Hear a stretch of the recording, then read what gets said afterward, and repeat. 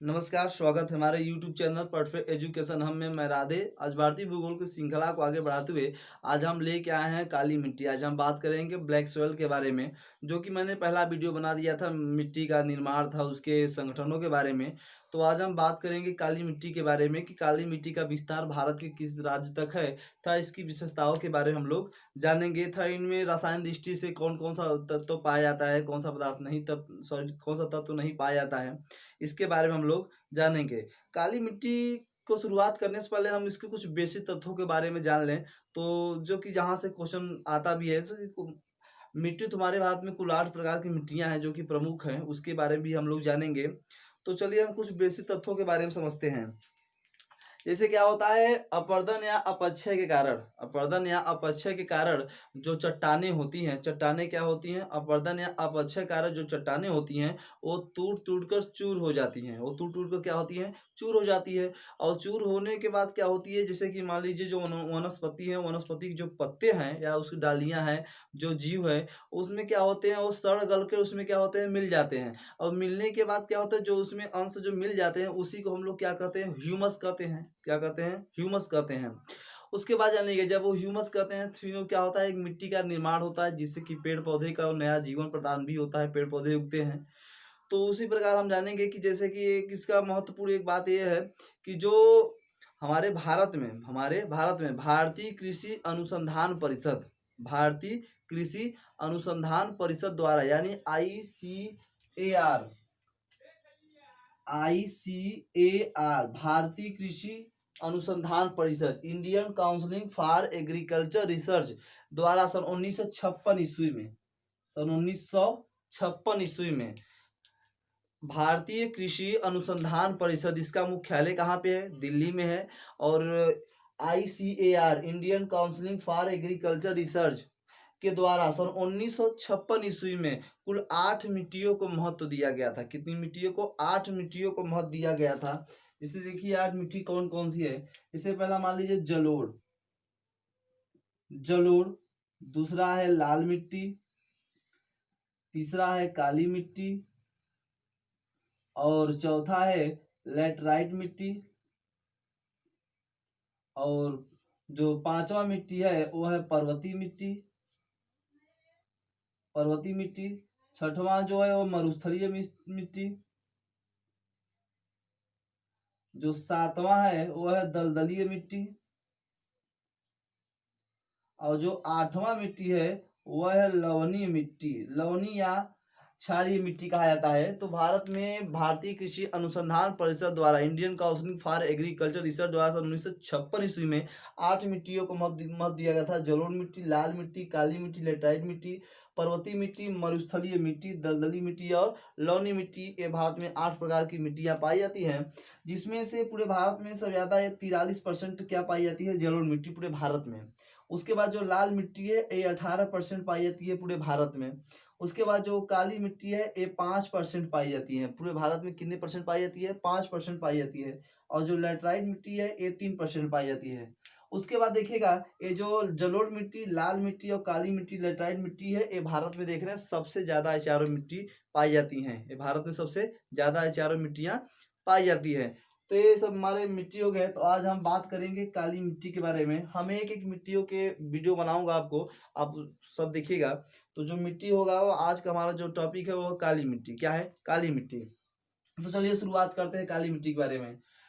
तो हम जानते हैं कि जब ज्वालामुखी का उद्गार होता है, जब ज्वालामुखी का उद्गार होता है तो जो उसमें से लावा निकलते हैं, जो उसमें से क्या निकलते हैं, लावा निकलते हैं। वो लावा क्या होते हैं, ऊपर आने के बाद वो फैल जाते हैं और बेसाल्ट चट्टाने का रूप ले लेते हैं। क्या लेते हैं, बेसाल्ट चट्टाने के क्या ले लेते हैं, रूप ले लेते हैं। तो क्या होता है, क्रिटेशियस युग में, किस युग में, क्रिटेशियस, क्रिटेशियस क्रिटेशियस युग में क्या हुआ था, क्रिटेशियस युग में बेसाल्ट जो चट्टाने थे, जो चादरें यानी बेसाल्ट चट्टाने की जो चादरें थी, बेसाल्ट चट्टाने की जो चादरें थी उसमें विखंडन शुरू हुआ। क्या हुआ, विखंडन शुरू हुआ। और जब विखंडन शुरू हुआ तो वो काली मिट्टी का रूप ले लिया। क्या ले लिया, काली मिट्टी का रूप ले लिया। क्रिटेशियस युग में क्या हुआ कि जब बेसाल्ट चट्टाने की जो चादरें थी, जो मतलब जो फैला हुआ था लावा, वो क्या हुआ, वो धीरे धीरे टूटने लगा, यानी उसमें विखंडन शुरू हुआ। विखंडन शुरू होने के बाद काली मिट्टी का क्या हुआ, निर्माण हुआ। और काली मिट्टी में जो सबसे ज्यादा लौह की सबसे ज्यादा अंश पाई जाती है, लौह की सबसे अधिक क्या पाई जाती है, अंश पाई जाती है। उसके बाद करेंगे हम लोग कि इस काली मिट्टी को कई नाम से भी जानते हैं, इसका बहुत से नाम भी है, तो भी देखिएगा, ये आप जरूर लिखिएगा। तो काली मिट्टी को, जो कि मैं बता रहा हूं, काली मिट्टी को रेगुड़ मिट्टी, रेगुर मिट्टी, उसके बाद ट्रॉपिकल, ट्रॉपिकल ब्लैक अर्थ के नाम से भी जानते हैं, रेगुड़ मिट्टी के नाम से भी जानते हैं, ट्रॉपिकल ब्लैक अर्थ के नाम से भी जानते हैं। उसके बाद इसे कपासी मिट्टी के नाम से जानते हैं, कपासी मिट्टी के नाम से भी जानते हैं। रेगुर मिट्टी, ट्रॉपिकल ब्लैक अर्थ और कपासी मिट्टी के भी नाम से क्या, काली मिट्टी को हम लोग जानते हैं। अन्य भी इसका नाम है।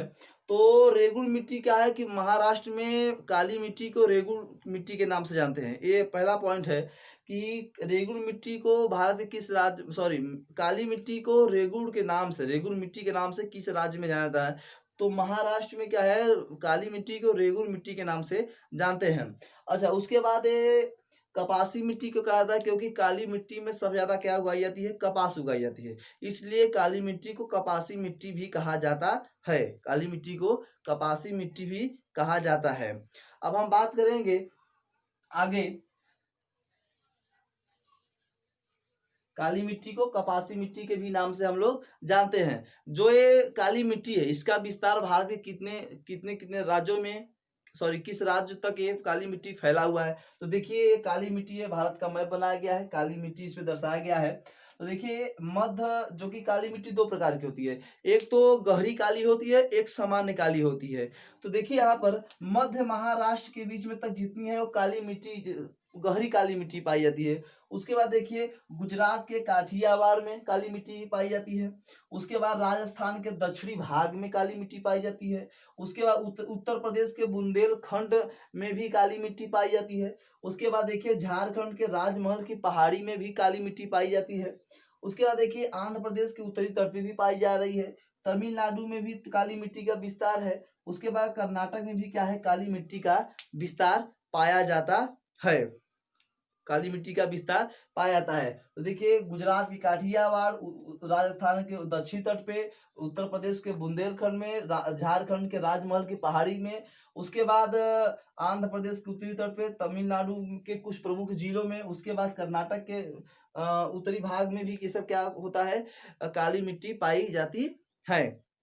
अब हम बात करेंगे ये काली मिट्टी, अब हम बात करेंगे काली मिट्टी की विशेषताओं के बारे में। काली मिट्टी की विशेषता क्या है, तो काली मिट्टी की विशेषता क्या है, जब कभी वर्षा होती है, जब कभी क्या होती है, वर्षा होती है, तो वर्षा होने के बाद काली मिट्टी क्या होती है, फूल जाती है। क्या होती है, फूल जाती है। वर्षा होने के बाद काली मिट्टी क्या होती है, फूल जाती है। देखिए जब वर्षा होगी तो वर्षा होने के बाद ये काली मिट्टी क्या होगी, फूल जाएगी। और फूलने के बाद चिपचिपी हो जाएगी। क्या हो जाएगी, चिपचिपी हो जाएगी। जब उसपे यानी हम लोग जब चलेंगे तो क्या होगा, वो मतलब कि कहने का आशा पैर में वो लगेगा, यानी चिपचिपी हो जाएगी।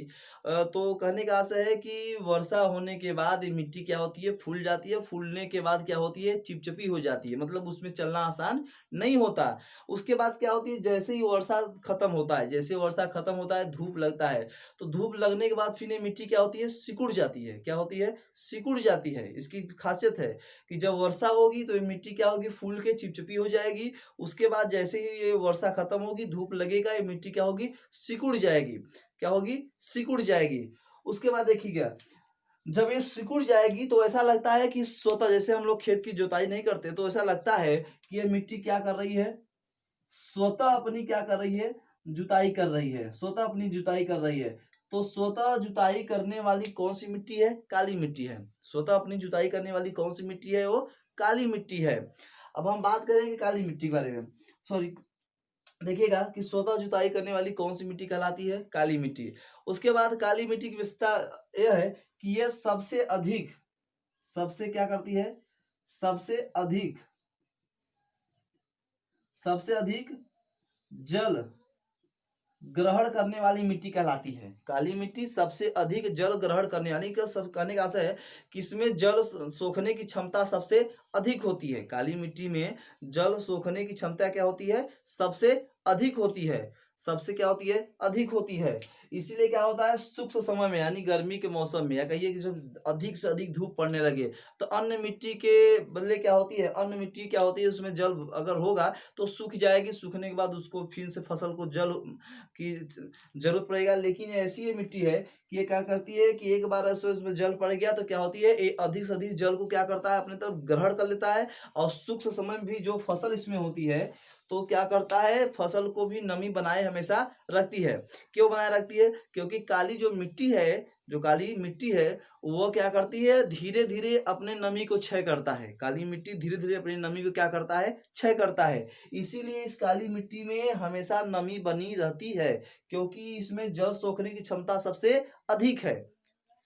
सभी मिट्टियों में सबसे अधिक जल सोखने की क्षमता किसमें है? काली मिट्टी में है।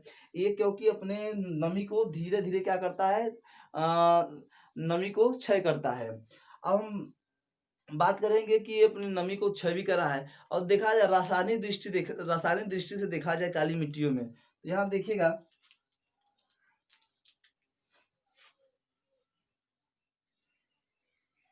इसमें क्या है कि जो काली मिट्टी है, जो महाराष्ट्र का दक्कन दक्कन ट्रैप है, महाराष्ट्र का दक्कन, जो महाराष्ट्र का दक्कन ट्रैप है, यह काली मिट्टी वहां की सबसे प्रमुख मिट्टी कहलाती है। महाराष्ट्र की दक्कन ट्रैप की सबसे प्रमुख मिट्टी कौन सी है? वो तो कौन सी है? काली मिट्टी है। ये भी ध्यान रखिएगा। रासायनिक दृष्टि देखा जाए काली मिट्टी को, रासायनिक दृष्टि देखा जाए काली मिट्टी को, तो इसमें क्या क्या पाया जाता है? तो पहला है चूना, दूसरा है लोहा, तीसरा है एल्यूमिना,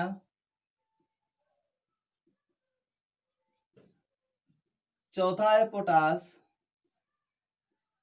पांचवा है कैल्शियम, कैल्शियम। उसके बाद जो छठवां है एल्युमिनियम, एल्युमिनियम। तो इसमें रासायनिक दृष्टि से देखा जाए काली मिट्टी में, तो चूना, लोहा, एल्यूमिना, पोटास, कैल्शियम, एल्युमिनियम, ये सब तत्व पाए जाते हैं काली मिट्टियों में। काली मिट्टियों में सब तत्व पाए जाते हैं। उसके बाद इसमें कौन, मतलब कि ये सबसे अधिक तो लोहा पाई जाती है काली मिट्टियों में। तो कौन सा सब, मतलब कि इसमें और ऐसे चीजें हैं जो की कम भी पाए जाते हैं। जैसे देखिएगा, ये तो अधिक हो गए, ये अधिक हो गए। अब हम कम को देखेंगे कि कम कौन सा तत्व इसमें पाई जाती है। देखिए, मान इसी में पहला है फास्फोरस, दूसरा है नाइट्रोजन, वह जैविक पदार्थ, वह जैविक पदार्थ। तो इसमें सबसे कम क्या है? फास्फोरस, नाइट्रोजन और जैविक पदार्थ सबसे कम पाए जाते हैं। ऐसे कहा जाए तो हर मिट्टियों में सबसे कम जैविक पदार्थ ही पाए जाते हैं। तो ये काली मिट्टी की विशेषता है। तो रासायनिक दृष्टि देखा में चूना, लोहा, एल्यूमिना, पोटास, कैल्शियम, एल्युमिनियम, ये सब पाए जाते हैं। सबसे कम फास्फोरस, नाइट्रोजन और जैविक पदार्थ ये सब कम पाए जाते हैं। तो ये हमारी काली मिट्टी हो गई, जो कि हमने बताया कि काली मिट्टी का विशेषता क्या है। विशेषता क्या है इसकी? जैसे बताया कि इसमें जल सोखने की क्षमता सबसे अधिक है। ये वो वर्षा के समय क्या होती है, फूल जाती है और चिपचिपी हो जाती है। चिपचिपी होने के बाद क्या होती है, ये जब धूप होता है, धूप होने के बाद ये सिकुड़ जाती है। क्या होती है? सिकुड़ जाती है। तो ऐसा लगता है कि स्वतः इसकी अपनी स्वतः जुताई करती है। उसके बाद गर्मी के मौसम में क्या होता है, गर्मी के मौसम में इसमें क्या होती है, चौड़े चौड़े दर्रे फट जाते हैं। जो काली मिट्टी है, गर्मी के मौसम क्या होते हैं, चौड़े चौड़े क्या फट जाते हैं, दर्रे फट जाती हैं। दर्रे फट जाती हैं, ये मिट्टी का खासियत है। तब भी क्या होती है, उसमें नमी हमेशा बरकरार रहती है, हमेशा नमी बनी रहती है, क्योंकि उसमें जो भी फसल होगी, जैसे हमने बताया कि कपास इसमें सबसे ज्यादा होता है। तो इसीलिए काली मिट्टी को कपासी मिट्टी के का नाम भी दिया गया है। तो इसमें जो सबसे ज्यादा कपास भी होता है। तो हमने बताया कि काली मिट्टी का विस्तार कहाँ तक है। हमने बताया कि मध्य महाराष्ट्र, उसके बाद गुजरात के काठियावाड़, उत्तर राजस्थान के दक्षिणी भाग में, उत्तर प्रदेश के बुंदेलखंड तक, झारखंड के राजमहल पहाड़ी तक, उसके बाद आंध्र प्रदेश के उत्तरी तट पे, तमिलनाडु के प्रमुख जिलों में, कर्नाटक में, यहाँ तक क्या है, काली मिट्टी का विस्तार है। काली मिट्टी का विस्तार है। तो काली मिट्टी का हमने बताया कि निर्माण होता कैसे है, कैसे उसका निर्माण हुआ है। तो क्रिटेशियस युग में क्या हुआ था, क्रिटेशियस युग में बेसाल्टिक जो लावा थे, बेसाल्टिक लावा के जो चादरें थे उसमें विखंडन पैदा हुआ। और विखंडन होने के बाद उसमें क्या हुआ, काली मिट्टी का निर्माण हुआ। काली मिट्टी के निर्माण होने से के बाद उसमें सबसे अधिक लोहे का अंश पाया गया था। क्या पाया गया था, लोहे का अंश सबसे अधिक पाया गया था काली मिट्टी में। काली मिट्टी को रेगुड़ मिट्टी, उसे कपासी मिट्टी, ट्रॉपिकल ब्लैक अर्थ मिट्टी था, अन्य मिट्टियों के नाम से भी हम लोग काली मिट्टी को हम लोग जानते हैं। उसके बाद ये रासायनिक दृष्टि से देखा जाए, चूना, लोहा, एल्यूमिना, उसके बाद पोटास, कैल्शियम, एल्युमिनियम और फास्फोरस, नाइट्रोजन जैविक पदार्थ एक कम पाए जाते हैं। बाकी जो ऊपर का हमने बताया ये सबसे इसमें अधिक पाए जाते हैं। तो ये तो हो गई हमारी काली मिट्टी का विस्तार हो गया, इसकी प्रमुख इसकी विशेषता क्या है काली मिट्टी का। तो आपको हर जो भारत में जो 8 मिट्टियाँ हैं, तो मैं 8 मिट्टियों के बारे में आपको विस्तार पूर्वक बताऊँगा। तो ये आज के लिए काली मिट्टी, ये हमारा जो आज का टॉपिक था वो काली मिट्टी हो गई। तो आज के लिए बस इतना ही, दीजिए हमें इजाज़त। जय हिंद, जय भारत।